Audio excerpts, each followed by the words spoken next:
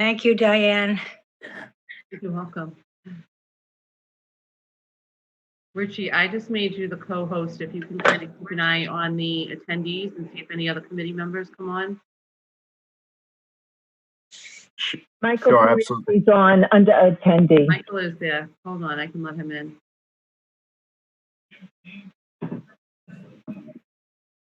Okay.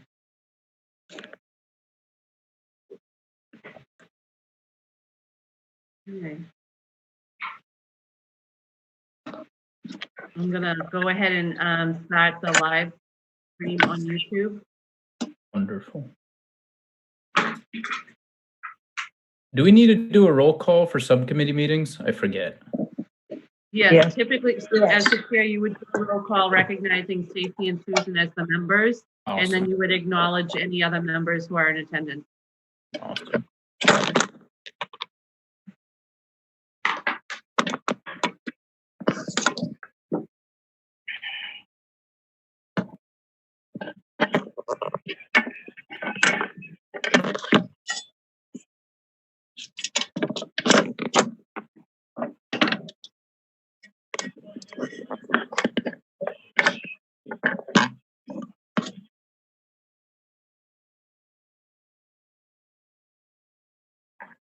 Okay, we can begin, Anthony. Awesome. Well, thank you all for joining us here today. I'll begin with a roll call of the members of the subcommittee. I'll start with Ms. Stacy Brodson Rizzo, Here. Ms. Susan Gravelacci, Here. and then Anthony D'Ambrosio, which is me. I'd also like to recognize other committee members who have joined us, Mr. Michael Ferranti and Ms. Carol Ty. Thank you all for joining us today, and obviously to the superintendent and her wonderful health team that she has with us.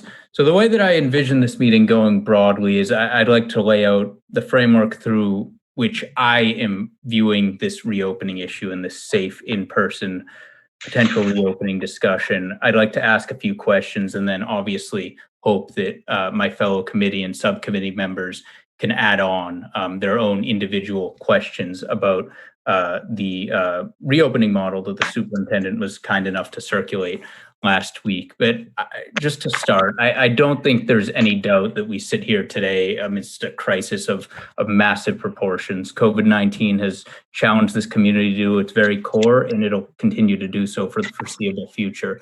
The superintendent has been placed, along with the rest of her team, in something of an impossible situation here, and we just need to consider all factors incredibly carefully. I thought that it was important to have this meeting today to focus specifically and solely on the issue of safe school reopening, and more specifically to discuss whether or not a safe and in-person reopening is even feasible or possible. We can't make any mistake here. This is obviously one of the most important decisions that our district will ever make. Lives stand in the balance, and this is literally a life or death situation for many of our students, educators, and community members. That should be the broader sort of framework of our analysis here, and I think you would all agree. While the superintendent has been given an impossible task, I do have some serious concerns about potentially reopening in person, and my concerns extend to the proposed hybrid model of reopening. And I'm basically unwilling at this point to consider a fully in-person model of reopening, as a lot of you probably are. I understand the harm that a lack of in-person education may cause students. So the massive potential harm for infection and spread of COVID-19 in our schools and greater community is undeniable at this point. This entire conversation and process is sort of an exercise in harm reduction. We need to make a decision that will lead to the least amount of harm for our community members, for our students, educators, and families. Just to sort of provide a brief overview and refresher of the science that's undeniable here. A clustering of students will lead to more infections, which will likely lead to more hospitalizations and likely deaths ultimately in our community.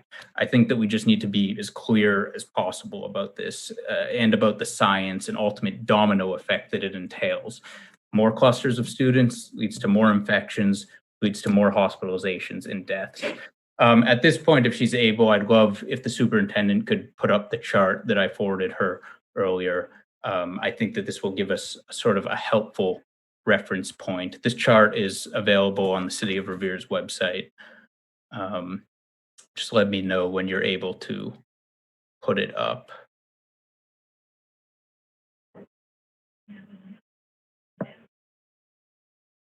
And as you'll see in a moment, thank you so much. As you'll see in one moment, this chart displays the past 2 weeks positive test rate in our city through July 29th. As it stands, this positive test rate is more than 3 times the state average, and it outpaces the surrounding cities like Everett and Chelsea by more than 50%. I repeat, and this is significant, this current data shows that COVID positivity rate in Revere is outpacing our neighboring cities by more than 50%. It's clear that our community is faring far worse than the Commonwealth as a whole. And as of this morning, there have been 2,043 cases and 93 deaths in the city. The 7-day rolling average of new cases is at 12.1. And since July 15th, at which there was a positive test case plateau of 4%, cases have trended upward sharply to 6.5%. This is well and significantly above the CDC's hotspot designation of 5%. It's also important to remember that obviously Revere is not like other cities and towns. We're a highly populated city with high density living conditions. Many families live with several generations, children, parents, and grandparents within the same household. The median age of the city is higher than that of the US at large, and the immigrant population by percentage is also higher than that of the US at large. As we know, both older and immigrant community members face increased susceptibility to COVID-19 and are disproportionately vulnerable to illness, infection, and death. Our demographical community makeup puts us in an extremely difficult position here, which is something that we have to keep in the back of our minds. Another component of our framework of analysis should be or should consider the latest vaccination trial data, which is coming out very quickly now. On July 20th, preliminary results from the clinical trial of the vaccine from Oxford University showed that healthy participants had strong antibody and T cell responses up to 56 days into the ongoing study. The week prior to that, the Moderna vaccine candidate was reported to have induced positive immune responses in all of its volunteer patients. The World Health Organization estimates that more than 150 vaccines are preparing to or have already entered clinical trials. And as I speak right now, the US government is spending billions on infrastructure to mass produce these vaccines. The UK and US have already paid hundreds of millions of dollars for over 2 billion doses of the Oxford vaccine alone. And as recently as yesterday, White House COVID-19 advisor, Dr. Anthony Fauci, stated that he was optimistic that a vaccine will likely be available by December of this year or January of next. Given the positive trend of vaccine research, I wonder what the rush to reopen in person is. I mean, the science is relatively clear here. More cases will lead to more hospitalization, which leads to more deaths. How can we possibly restart in-person instruction, even under a hybrid system, given Revere's most recent case trends and the somewhat encouraging prospects of a vaccine in the near future? How can we put our community at further risk here is the broader question. And why allow our children to be essentially experimental test subjects for in-person reopening with the vaccination data in mind? With all of that said, and sort of as a backdrop, I have 5 sort of core questions that I'd like to ask the superintendent. She has them in writing, but I'll run through them quickly right here.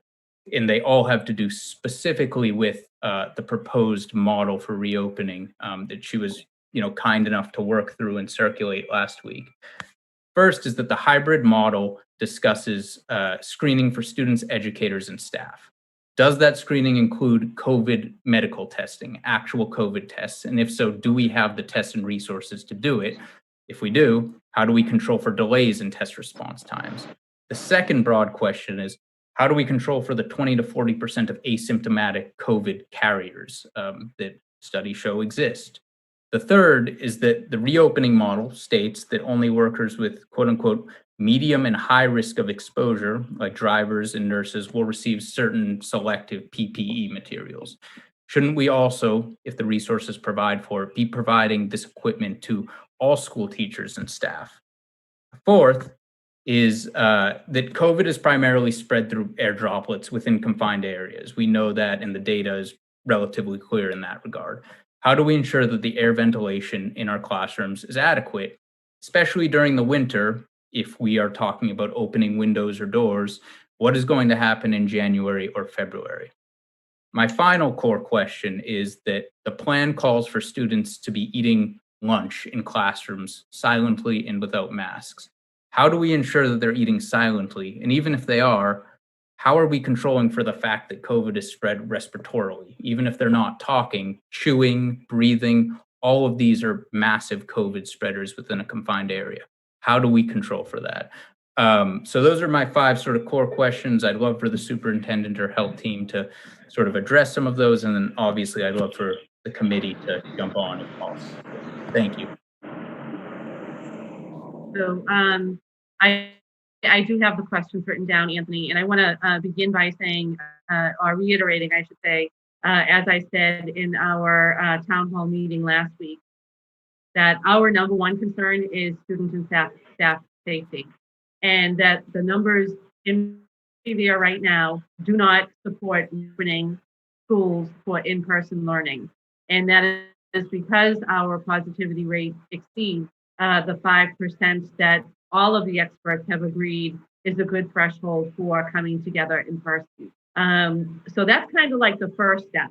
If that number doesn't come down, then we're talking about a moot point. But if that number does come down, then as much as COVID is a concern for everybody in every community and every society, there is evidence from various medical researchers and scientists that say bringing kids back together in safe ways with adequate precautions can be better for them, especially for their mental health and their social emotional learning. Those benefits would outweigh the risk of a spread of COVID. So we're considering all of that, and our teams considered all of that information as they developed the plan that we did put forward. I do want to address some of your questions specifically. So one of them, in regards to the screening, what we're asking folks to do right now, and this is on recommendations of the CDC and the Department of Education, and a big piece of our guidance came from the Parabola Project, and we put documentation on the Parabola Project on our website. There's a link there for families or anybody else who wants to look at it. But significant contributions there come from MIT and Harvard and the brightest minds in the country, far brighter than I am, about the safety of children. And so what we are expecting folks to do right now, both staff and families, is to self-check before school and not send kids to school if they have a fever, not come in if you're a staff member with a fever or exhibiting other symptoms. And our nursing team is working on a checklist for parents that they can look at every morning in order to get that done. We have already established a contact tracing program through our student information system where we can track any suspected or positive students and staff and their in-district contacts through that program. But we're also exploring, and I have a meeting with the mayor's office tomorrow and with the Revere Board of Health about a partnership with a program called Safer Teachers, Safer Students. Mm-hmm. And that's organized by a group of medical and infectious disease doctors through the Broad Institute, Tufts Medical Center, Mass Medical, BU Medical, and Bristol Myers Squibb. And that information on that program is in the mayor's hands right now and with the Board of Health, as I mentioned tomorrow to talk about that. It involves a testing program for all members of the school community, students and staff, that would start with a baseline test prior to any in-person learning. And after that, all staff and selected students would continue to be tested weekly for the following 11 weeks. Which brings us through November. And the thought is that by engaging in a program like that, we would be able to track and trace non-symptomatic carriers to reduce transmission, not only in the school department, but in the city at large. The program calls for local labs to conduct the actual testing, and the group leading this charge has already identified several. and they promised a less than 24 hours turnaround on the results so that we can act swiftly and quickly on those results. Wellesley Public Schools is actually a lead partner, but they're working together to develop a coalition of districts that represent the diversity in the Commonwealth. So Revere is one of the candidates, and Chelsea is also a candidate, because one of the things they want to do is make sure that they're providing equitable access to timely testing and results. And the data will allow us to assess, on top of the things they'll do around contact tracing and early identification. It's also going to let us assess whether or not our safety protocols, such as social distancing and mask wearing, are working. And then if there is a surge in cases in Massachusetts, we'll know precisely whether or not it's happening in our schools and in the community of Revere. The biggest challenge we have with that program right now is that the estimated cost is around $2.5 million. So the Broad is working on a funding source, and the other partners are working on funding sources, but we need to do that as well as a city, and that's going to be part of the conversation that I have with the mayor's office tomorrow. So I think that's about where we are with contact tracing and testing, and making sure that our students and staff have access to testing that would be free to them. In terms of the medium and at-risk exposure, like for drivers and nurses, as I mentioned before, our opening plan guidance was driven by several resources that are connected to the school district website. I urge people to go there and look through all of the documents that are there. But the guidance does specify different kinds of PPE for some staff members. For example, clear face masks for speech therapists and English learner teachers, and teachers of younger students, and others who are working on articulation and foundational language skills as a primary part of their learning process.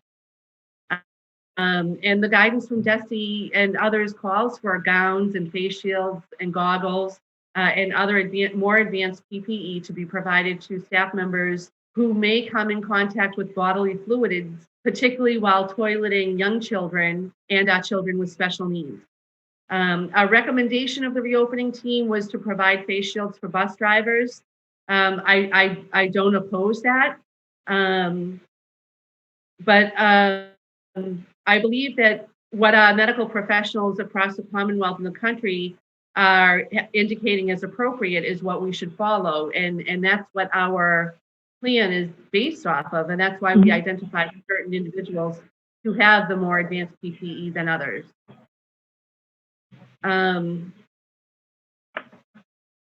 With our HVAC system, and I want to recognize that ventilation systems in schools are historically of poor quality and don't work well. But I also want to acknowledge that that's not the reality in Revere.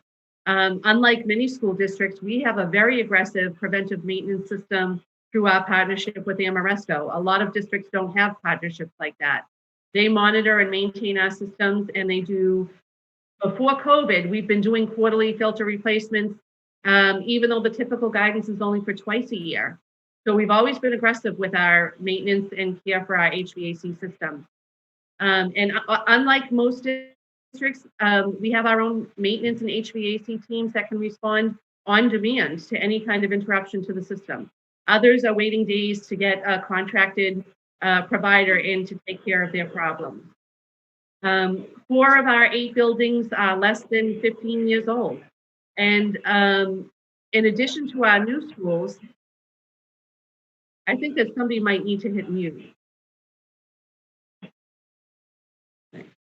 I can take care of it. Thank you. Sorry. So we have 4 new buildings out of our 8 buildings, are relatively new in the last 15 years. And in addition to that, the systems at the Lincoln and the high school were completely replaced in 2010, including all new univents in every single room. And at that same time, as part of the same project, the rooftop units at the Beachmont School were replaced. It was determined at the time that those univents did not need to be replaced. At Garfield, as you all know, we just finished our boiler replacement project. And those univents are original to the building, but the building is only 30 years old. We're not looking at the kinds of systems that other districts are looking at that are 50 or 70 or 120 years old. And, while other districts are grappling with buildings that are 100 plus and may have never even had an effective HVAC system or systems that were not maintained, that's not our reality. And Carl and his team have constantly monitoring the system and servicing it whenever it needs servicing. But, as I'm sure you read in our reopening plan, we did hire an independent engineering firm just to come back and reassure people. They were in district all day today. They're going to be back all day tomorrow, checking air intakes and outflows in every room, and doing a complete audit of our HVAC systems and the air change capacity in all of our rooms. And, we know that some of our rooms, there have been times when we've taken one classroom and turned it into two in order to make more space for our overcrowded schools. And those examples, those kids and those teachers may need to be moved to a common space like a library or a cafeteria, which we're not going to be using in the traditional sense if we have in-person learning, in order to ensure that there's adequate ventilation and that those kids are in a room that has adequate ventilation. We'll do whatever EL Barrett tells us that we have to do. If they find faults in our system, then we will fix them. And as we said last week, no building is going to be opened until it's deemed safe to do so. So the reopening plan does detail how HVAC systems are going to be modified to maximize their air intake from the outside to ensure appropriate air exchange throughout the day. So we can make sure that we have adequate ventilation in our classrooms, regardless of whether the windows are open or not. This is going to have an impact on temperatures in classrooms because typically our HVAC systems are set to allow a certain volume of airflow that enables the incoming air to either be heated or cooled, depending on the season, sufficiently before it's expelled into the room. But with the increased air intake, the rapid intake of cold air will force colder air to be pushed into classrooms in the winter months. So those rooms will feel colder than what we used to.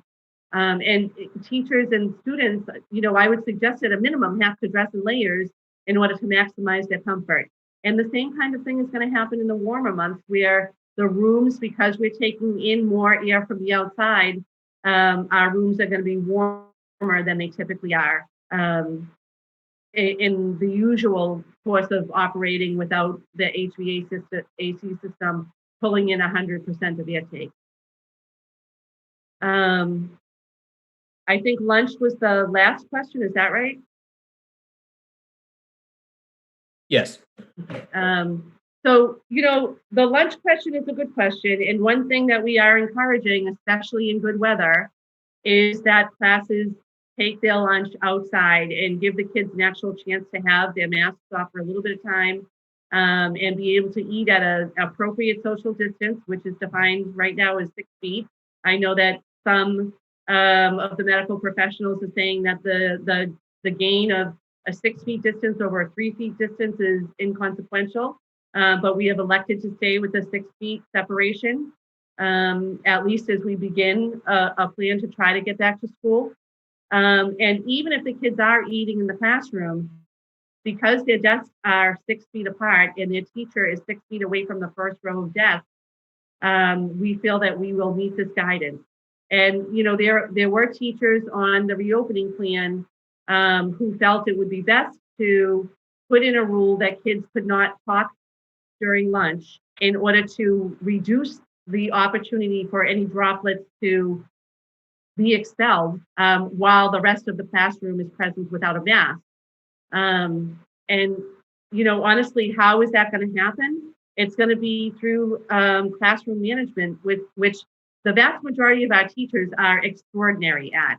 And I'm sure you can all imagine a day in your academic career where you were in the class and a teacher said, "That's it, everybody knock it off." And everybody did. because teachers have that kind of command over their classroom.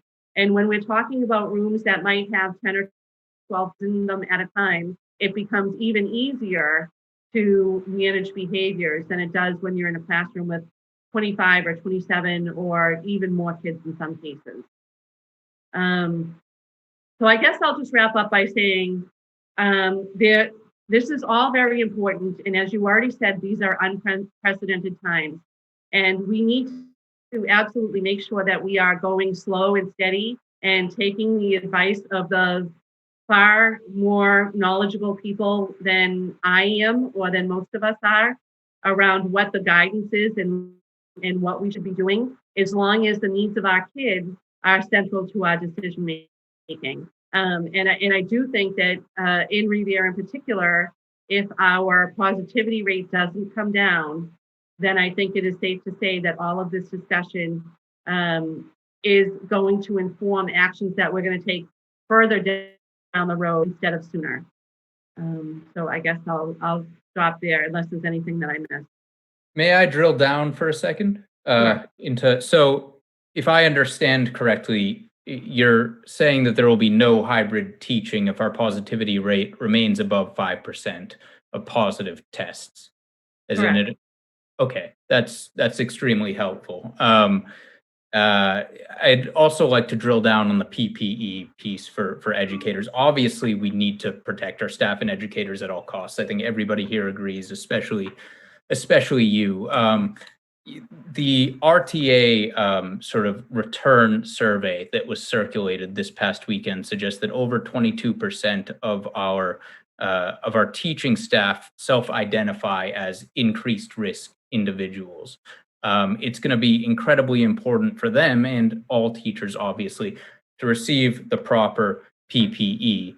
I know that you all are very concerned with what they're wearing and what resources they have available. But my question is, what resources specifically will the average teacher be provided in terms of PPE? Or will they also be required to bring their own masks, bring their own goggles, gloves, hand sanitizer, things like that? They won't. We did, as I reported to the committee, I think it was 2 weeks ago, we did make a substantial investment in PPE throughout the district, including hand sanitizer, which is going to be in every classroom and at major junction points and hallways, lobby areas, offices, as will the wipes and the sanitary spray for surfaces. And we've ordered a significant amount of masks, gloves, and all of those pieces. So teachers will have that available. I would suggest that teachers do wear their own masks because they know what they're comfortable with. We're glad to hand them a paper one if that's what they want to wear. I don't know that it's recommended that that's the best thing for them on a daily basis. And I think that at this, I at least don't know an adult who doesn't have their own actual set of masks.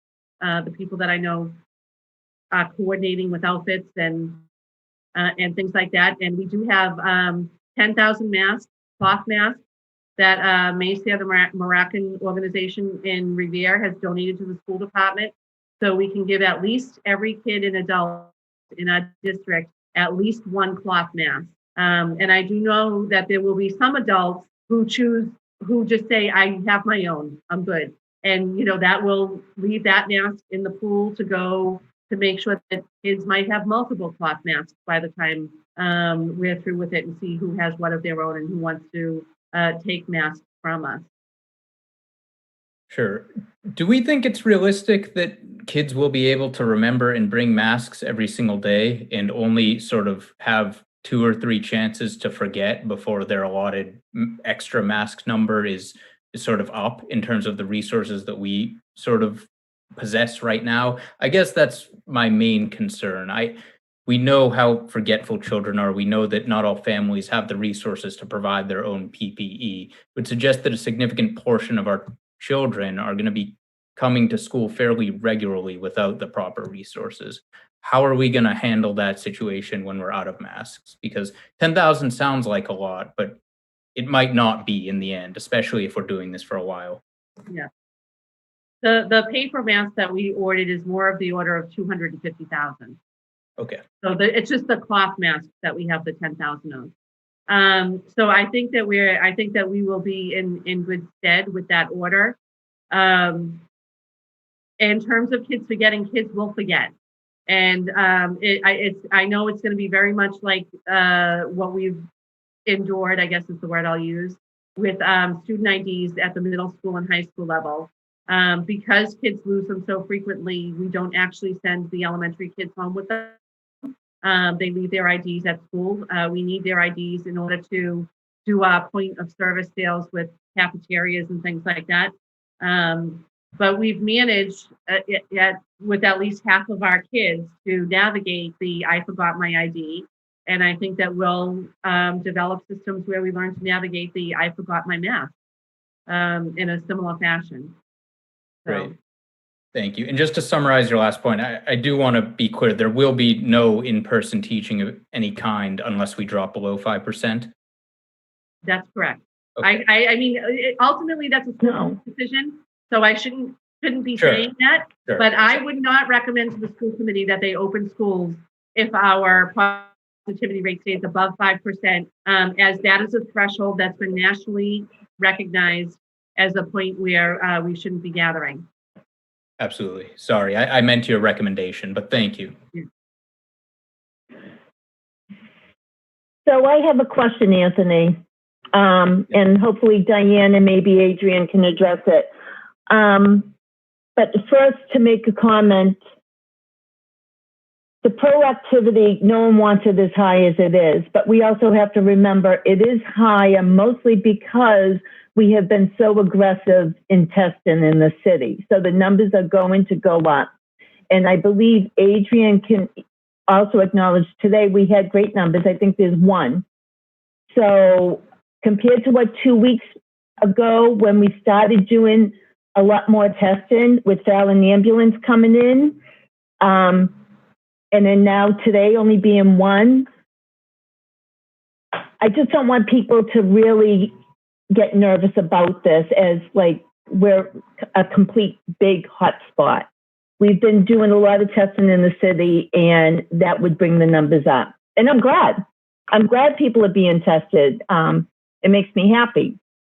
Sad that we have to go through it, but happy that they're being proactive. I do have a question. I don't know, Adrian, if you can help out if Diane doesn't have the answer. Are there any of our 3 models being linked to public health indicators?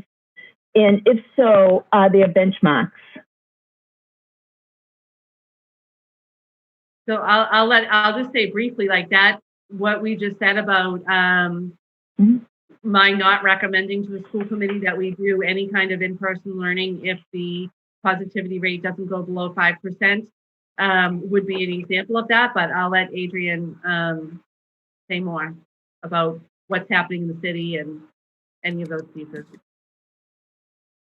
Well, so I can say that most of those numbers with those graphs are numbers that we have had since before we've been doing the mobile testing, and our mobile testing numbers are high. We had, I think, 14 cases yesterday and only 3 today total. And we're going to see more when people test, certainly, but that mobile testing is not the only spot that we're getting our positive cases from. So, I mean, in the end, we want to know who's positive because we want them out of the general population of people who can keep infecting. And that's why we need to keep testing. If I may address Ms. Rizzo's point quickly as well. Thank you. It wasn't done though, Anthony. You had 35 minutes. Can we have some? Yeah, absolutely. I just wanted to address a specific, but go ahead. So, Adrian, do you have any idea of what we're going to consider as far as the indicators, other than the proactivity? You know, or has it been talked about? I mean, as far as the 5%, that's our big benchmark. I would like to see more. Diane, as far as the CARES Act, do we really think that that money is going to cover everything? And also, they were talking about $225 per student of a new funding source. Did you hear of anything like that? Because I want all the money we can. Yeah, I did. That was the piece that I had put in the email on, I forget whatever day. I emailed you guys about the budget. When was that? Friday, maybe? Or Saturday? With the good news, yes. Yes. So that included, that was that $1.6 million, which is part of the CARES Act funding that the state got, which they have reallocated to school districts. So that is funding that is going to augment our Chapter 70 funding, which, as you know, was about 70 million, as opposed, maybe it was 71. I forget now exactly what the numbers were. I don't have them in front of me. But that will help us with different costs associated with reopening through our, in addition to, in companion with our Chapter 70 funding. Okay, that's good. If I may address a point you made earlier, just so we don't get too far ahead, I do want to say that we absolutely are a hot spot right now. I mean, you mentioned, Ms. Rizzo, that more testing, of course, leads to more cases. Mrs. Thank Rizzo, you. I apologize. I work hard for that title. Absolutely. But more testing leads to more cases. That's absolutely true. That's why Dr. Kelly and Mrs. McGuire, we all mentioned the positive test case rate, which should remain consistent regardless of how much you're testing. That is the rate of tests given that turn positive. And we're at 6.5% right now, which absolutely indicates sort of hotspot level contagion, according to the CDC. That number should not fall victim to more or less tests being given, because it's a rate of positive tests per test given. So just to clarify, we absolutely are a hotspot right now, and we're trending sort of even more dangerously into hotspot territory, and have been over the course of the past 2 weeks. Yes, Miss Gravelisi.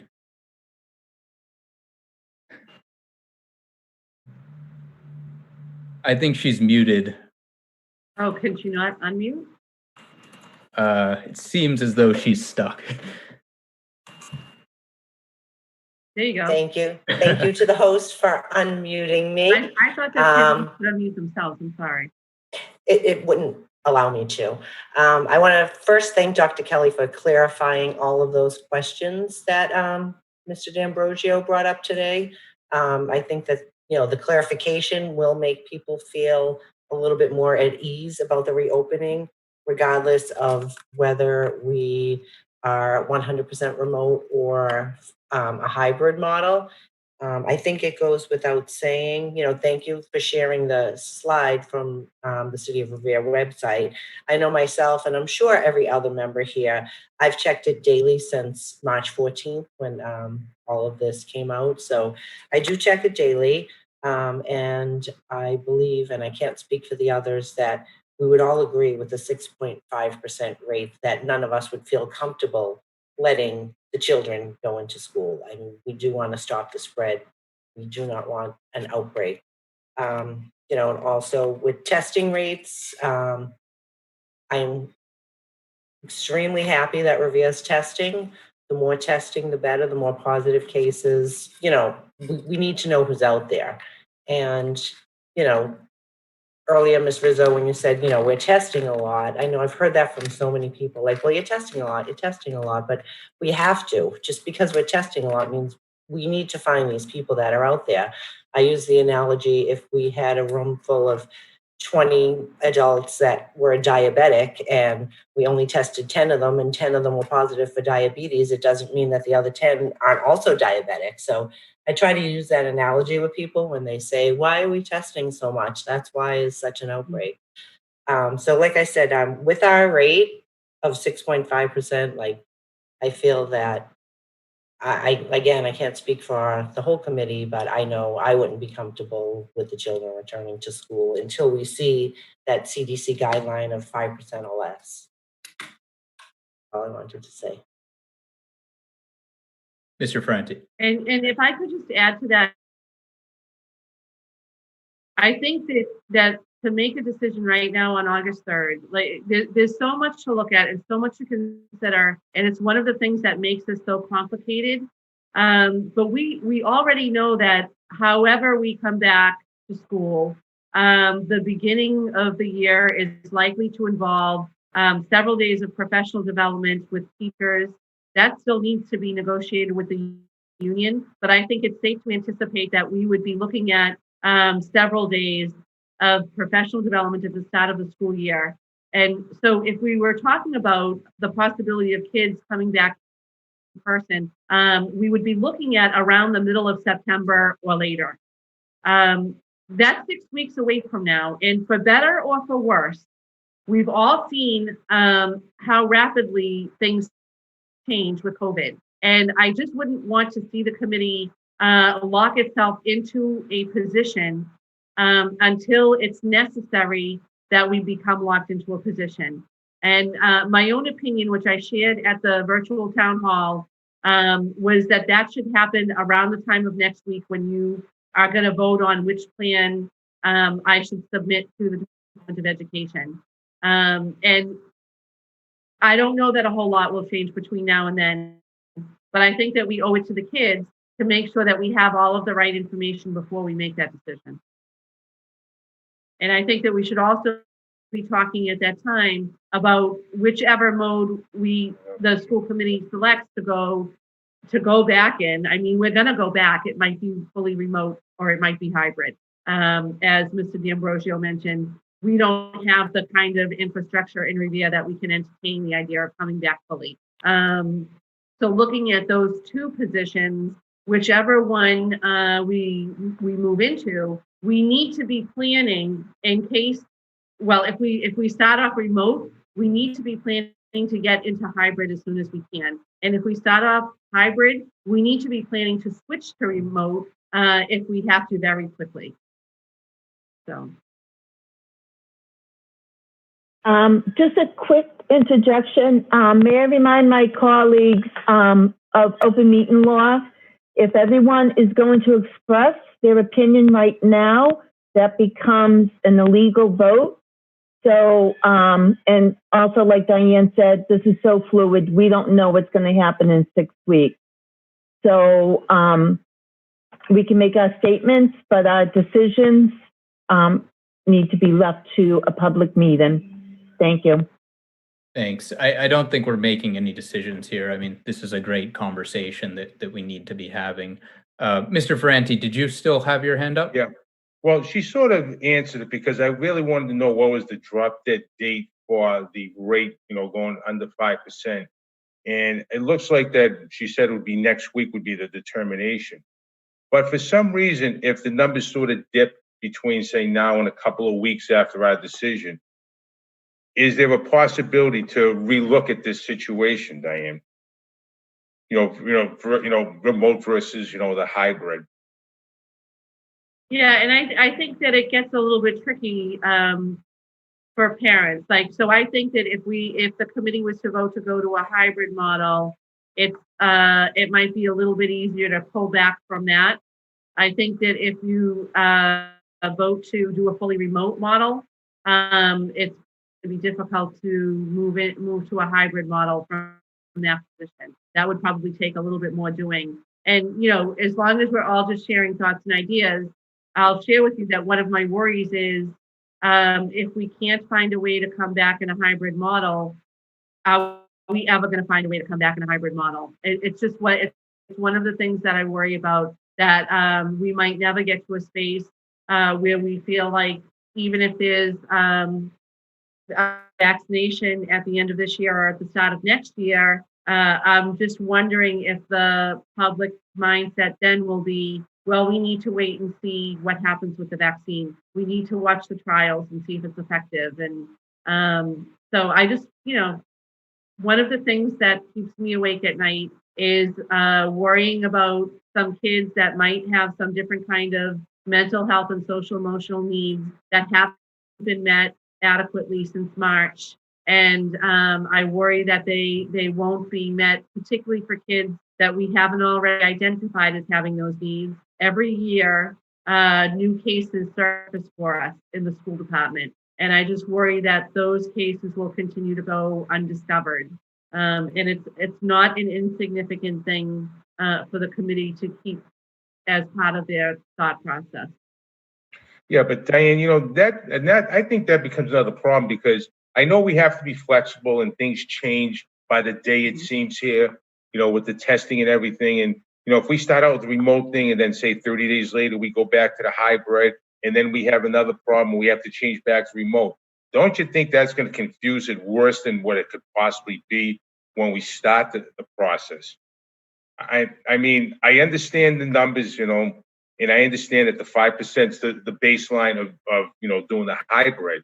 But I sort of think we got to be a little bit consistent and make it easy for the parents and the students that we're not changing on the fly, realizing that we have to have some flexibility of what's going to happen here.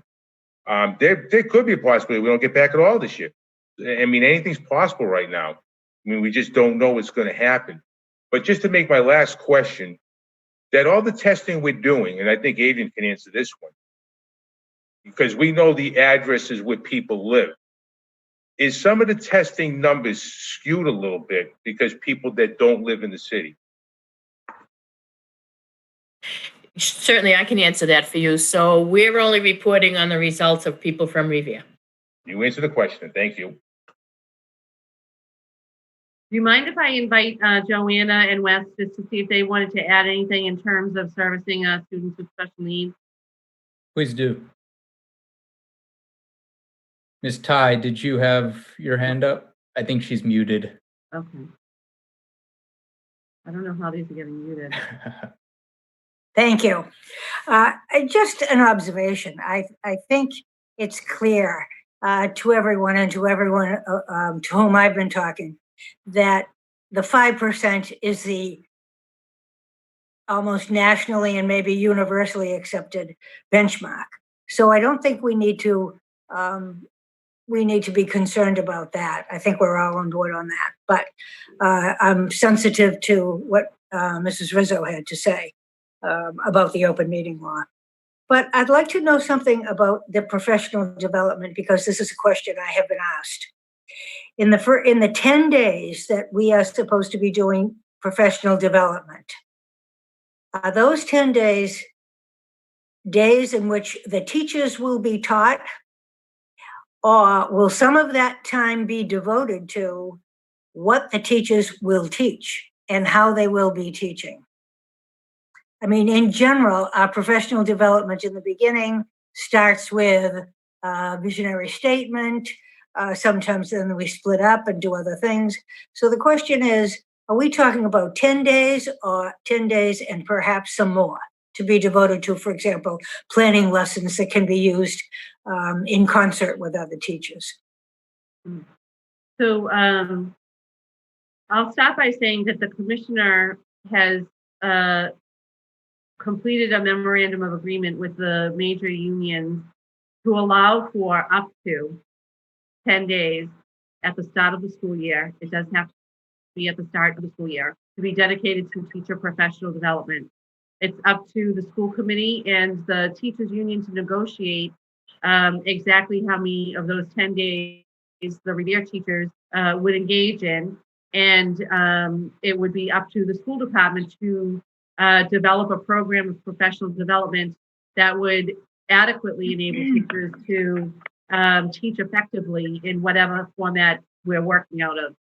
So our curriculum directors, and Joanna and Wes can probably speak to this too, have been talking about what such a program would look like.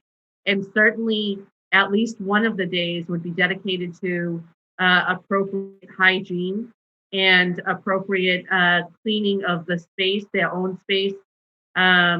personal hygiene, and educating children about the hygiene for kids. They would also be trained in the use of PPE to make sure that people are actually wearing their masks in the way that they're supposed to, and not otherwise, as we often see elsewhere in society.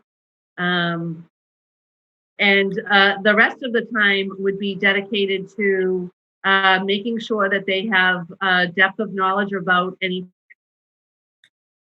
We are in a remote platform. One of the decisions that the teams have made is that we're going to consolidate into specific types of online platforms instead of having different platforms at different schools at different grade levels.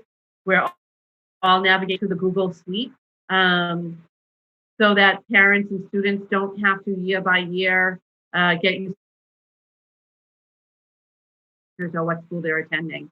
And then the rest of the time, teachers would be actually working together to develop the 2-week curriculum units that we envisioned for if we had a hybrid model where the kids would have direct instruction for a week, and then their at-home piece would be to work on some kind of a performance task related to that direct instruction, where the kids would have some choice in how they demonstrated their knowledge, but would apply that knowledge through a deeper learning experience to a real world situation, as opposed to here's a worksheet with 45 of the same division problem. Go do them all. And, you know, as we had talked about at the town hall, one of the ways we envisioned that happening would be that we would have teachers that are teaching the kids who are present during a hybrid model. And we would have a different cadre of teachers, most likely the ones that Anthony spoke about earlier, who had some immunocompromised problems that prevent them from teaching in person, who would actually manage the remote learning. And, you know, because we would have different teachers, the vision is that you would be doing the same unit 1, whether you were in 2nd grade at the Wayland School or 2nd grade at the Paul Revere, whether you were participating in the hybrid system or if you were learning entirely remotely. And, you know, that way we would have some equity for learning services across all of the platforms. If we're in an entirely hybrid system, we would still hope to do the same kind of program. We want to be able to switch back and forth very fluidly between in-person and remote based on different peaks with the virus. So we still want to have those comprehensive 2-week units. The question will become how we differentiate between the people who would have been the in-person teacher, the people who would have been the fully remote teacher, and what their responsibilities are. And that's, again, something that we still have to work out with the union, because even if we start fully remote and we are able to move down the road to a hybrid situation, we will still have teachers who can't come into a hybrid model. And to the extent that we can, we want to accommodate their health needs. We need to under FERPA if we have, you know, so or HIPAA. Sorry, we have to make sure that we accommodate their needs if they're able to do their job with a modified program. That was another question about teachers who might have severe health issues. Mhm. And you answered it. Thank Thank you, Ms. Ty. I guess I'm still considering this vaccine development question, because I think that it has to play a crucial role in whatever decision and recommendation is given or made at this point. You know, the most recent data is incredibly encouraging, and obviously anything can happen when vaccines enter the 3 phases of clinical trials and preclinical trials. But if the data does continue to look as encouraging as it does now in subsequent weeks, what role will that play in your own internal sort of recommendation progress? Because if we do have something that's widely distributable and effective by the end of this year or, you know, early next year, this whole sort of process of trying to rush kids back, it seems unnecessarily harmful if our distribution capabilities are what they appear to likely be in a few months. So what role is the vaccination data playing in your recommendations over the course of the next few weeks? I still feel like the one threshold point that should push us away from a hybrid model would be the positivity rate. And beyond that, if we can get that number under control, I think that we should be looking at, especially for our high need students, and even if we're in a full remote model, and I'll let Wes and Joanna speak to this, there are some kids that we might want to still look at if we're in a full remote model, allowing to come in and have their learning take place in person in school.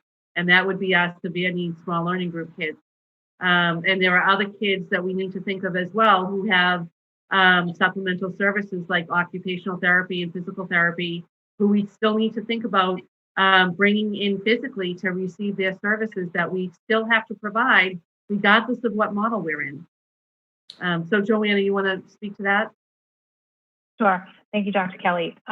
You are right that regardless of the type of plan that we do come back in, there's a portion of our student population with significant developmental delays, global delays, and physical disabilities. Typically, those students also have some immunocompromised conditions that we have to consider as well. And so when we think about the students that we want to bring in for that face-to-face, it's going to go down to, we're going to have those one-on-one conversations with families and weigh out the risks of bringing them back for some in-person instruction or having them stay home and do completely remote. It's something that we're going to have to wait on before we make any more decisions, but those are the types of things that will be done family by family. And then we'll also have to look at the staffing that will need to go into those kinds of programs.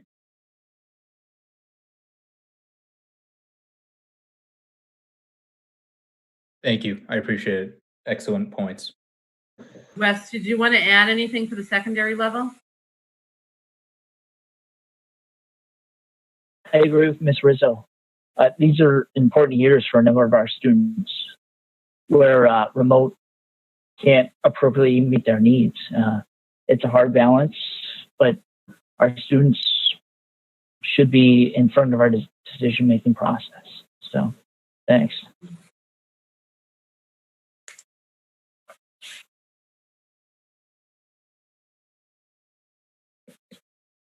Fantastic. Thank you. Do any of the subcommittee or general committee members have anything else they'd like to ask, as we're running on about an hour here, and I'd like to be respectful of everybody's time? Well, in that case, Mrs. Rizzo. No, just my final words as far as, Joanne, don't laugh at me, that we need to listen to the professionals, whether it's health agencies, whether it's building maintenance. These are people that we have to depend on. We can read everything from CDC, from here to Japan, but we need to depend on these people to give us the right information for us to make the best decisions for our community. There's no one here on the school committee or in this district that wants any of our students or staff to be harmed. We have friends, we have family. We have always been a close community, no matter how big. So I just want to make sure we get all the information possible, and dependent if it's 2 weeks from now, 4 weeks from now, 6 weeks from now, if we have to change, we have to be as fluid as this pandemic has been. So that's it for me. Thank you, Ms. Rizzo, and thank you to everybody who came out tonight. I know all of your schedules are super hectic, especially those of you working on the reopening team, and especially Dr. Kelly. I can't even imagine right now. I think, as Mrs. Rizzo mentioned, we're all in agreement that this issue has more moving pieces than sort of anything we could have imagined, and it's an incredibly difficult task that nobody should be, in an ideal world, tasked with fixing. And I think we all agree that we do not want to put our teachers, our students, our staff, and family members at risk in this situation. So I appreciate you all being here today, and with that, and with the best protection of the community in mind, I move to close the meeting as we think about ways to combat this issue in the next few weeks. Motion to adjourn. Seconded. Thank All you. in favor? Aye. Thank you, Joanna and Wes, for your input, and Adrian. Very appreciated. Thank you for being here, guys. Thank you, guys. Thank you. Good night, We everyone. really appreciate it. Thanks, everybody. Thank you very Thank much. you. See you soon.